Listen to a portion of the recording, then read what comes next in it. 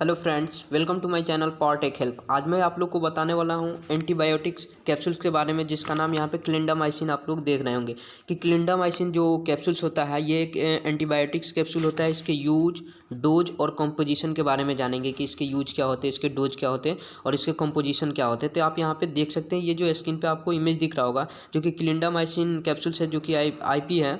और इसका brand name की बात करूँ तो यहाँ पे आप डेल्किन C 150 mg और यहाँ पे आप स्टेफिन सी देख सकते हैं, ये जो कि क्या है, क्लिंडामाइसिन के कैप्सूल्स के ब्रांड नेम है। इससे क्या होता है, मार्केट में प्रेजेंट होता है या फिर मेडिकल स्टोर पे आपको मिल जाएगा। तो चलिए दोस्तों, डिस्कस करते हैं एंटीबायोटिक्स क्लिंडामाइसिन कैप्सूल के बारे में।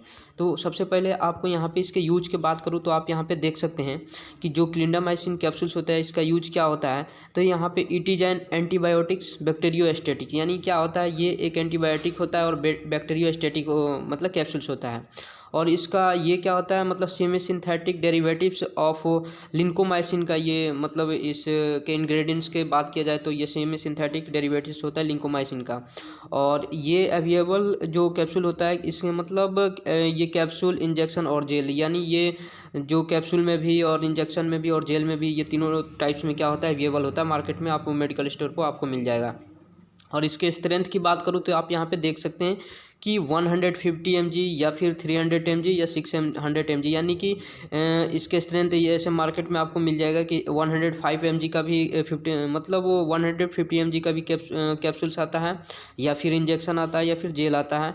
और 300 mg का भी आता है और 600 mg का आता है। तो यहाँ से आपको समझ में आ गया होगा इसके यूज के बारे में। तो चलिए और इसके बारे में डिस्कस कर लूँ कि जो क्लिंडामाइसिन जो ये मतलब कैप्सूल्स होता है, इसको यूज किया जाता है treat certain types of bacterial infection, यानी इसको क्या मतलब सर्टेन टाइप्स के जो बैक्टीरियल होते इन्फेक्शंस होता है उसको ट्रीट करने के लिए इस क्लिंडामाइसिन टेबलेट कैप्सूल्स का यूज किया जाता है।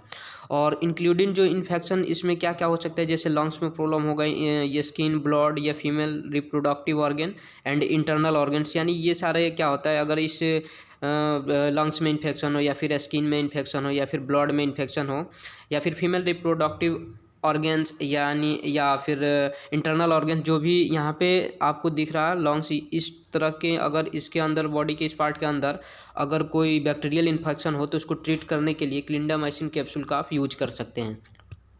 अब इसके बाद आपको यहाँ पे बता दूँ इसके ब्रांड्स नेम कौन कौन से मार्केट में अवेलेबल होते हैं। तो सबसे पहले आप यहाँ पे देख सकते हैं कि ये तो पहले सबसे पहले यहाँ पे देखिए आप इसका, ये जो कि डेल्किन यहाँ पे 150 mg क्या होता है, क्लिंडामाइसिन का ब्रांड नेम है, कैप्सूल जो है इसके ब्रांड के नेम से, इससे भी आपको मार्केट में मिल सकता है। या फिर यहाँ पे देख सकते हैं जो क्लिनश्योर है, फिर क्लिंजा है, स्टेफिन है और ये डेल्किन, यानी ये डिफरेंट टाइप्स के ब्रांड नेम से क्या होता है, मार्केट में ये कैप्सूल, क्लिंडामाइसिन के कैप्सूल्स मिल सकते हैं आपको, जो कि बहुत ही मतलब ये इस नाम से फेमस होता है। और इसके जैसे इसका और भी यूज के बारे में मैं बात करूँ तो इस टैबलेट का यूज, कैप्सूल का यूज आप चाहे तो मतलब जैसे ये कर सकते हैं, रिस्पायरेटरी ट्रैक्ट इन्फेक्शन हो, यानी बॉडी में रिस्पायरेटरी ट्रैक्ट इन्फेक्शन होता हो तो वहाँ पे भी इस कैप्सूल का आप चाहे तो यूज कर सकते हैं। या फिर डेंटल इन्फेक्शन हो, यानी आपके अगर टीथ में प्रॉब्लम हो, यानी डेंटल इन्फेक्शन हो, तो वहाँ पे भी इस टैबलेट का, कैप्सूल्स का आप यूज कर सकते हैं।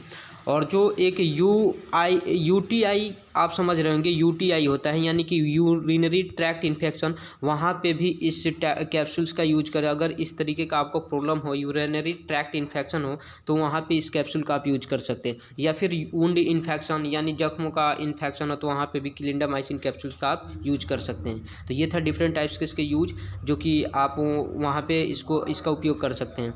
तो अब तो आप समझ गए होंगे। अब इसके बाद मैं बात करूँ साइड इफ़ेक्ट की इस कैप्सूल्स के, तो जो सबसे पहले इसका जो साइड इफ़ेक्ट यहाँ पे आप देख सकते हैं, नौसिया का प्रॉब्लम होना, यानी क्या होता है कि जी मचलाना, इस तरीके के मतलब बॉडी के ऊपर इफेक्ट शो होना हो जाता है। और फिर क्या होता है, वोमेटिंग होना, यानी सबसे जो मेन इसका वो है क्लिंडामाइसिन कैप्सूल का, ये जो वोमेटिंग होना भी होता है, जॉइंट में पेन होना, या फिर हार्ट बर्न होना, यानी ये क्या होता है, हार्ट में जलन सा महसूस होना, या फिर जॉन्डिस का प्रॉब्लम होना, या फिर मेटालिक टेस्ट, यानी बॉडी में क्या होगा, जैसे डिफरेंट टाइप्स का ऐसे लगेगा कि मेटालिक टेस्ट, मतलब इस तरीके का बहुत सारे डिफरेंट टाइप्स के प्रॉब्लम आपके बॉडी में शो होना स्टार्ट हो जाएगा।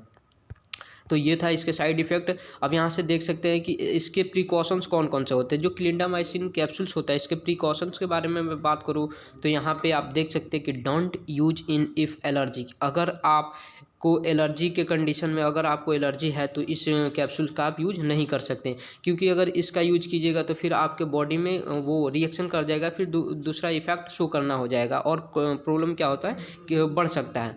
तो इस कंडीशन में आप एलर्जी के कंडीशन में क्लिंडामाइसिन कैप्सूल का यूज नहीं कर सकते। फिर don't use in liver problem, यानी आपको पहले से ऑलरेडी अगर लीवर में कोई बीमारी हो, यानी लीवर में कोई डिजीज हो, तो उस कंडीशन में आप क्लिंडामाइसिन कैप्सूल का यूज नहीं कर सकते। नहीं तो क्या होगा, इसका फिर वो रॉन्ग इफेक्ट आपके बॉडी पर वो शो करना स्टार्ट हो जाएगा। या फिर don't use in pregnancy lactation, यानी कि महिलाओं में, फीमेल के अंदर ये देखा ये यूज नहीं करना चाहिए जब वो क्या होता है प्रेगनेंसी लैक्टेशन, यानी जब वो इस तरीके का कंडीशन हो प्रेगनेंसी लैक्टेशन के समय कंडीशन में इस मेडिसिन का आपको यूज नहीं करना चाहिए।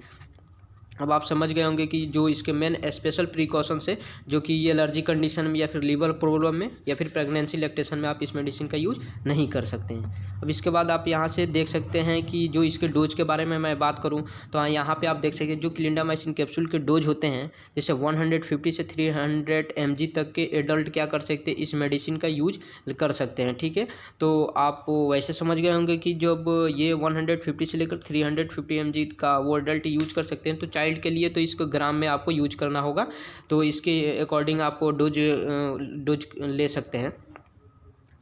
अब आप समझ गए होंगे क्लिंडामाइसिन कैप्सूल के यूज क्या होते हैं, डोज क्या होते हैं। If you understand this video please like, subscribe and share my channel. Thanks for watching my video.